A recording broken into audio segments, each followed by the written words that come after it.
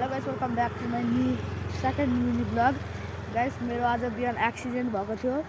आजको डे हो, आजको ट्युसडे हो अनि आज 23 गते हो 9को महिना। गाइस, मेरो साइकलदेखि एक्सिडेन्ट भएको छ। म आफ्नो साइकलको हालत हेराउँछु तपाईँलाई। गाइस, मेरो साइकलको हालत हेर्नु।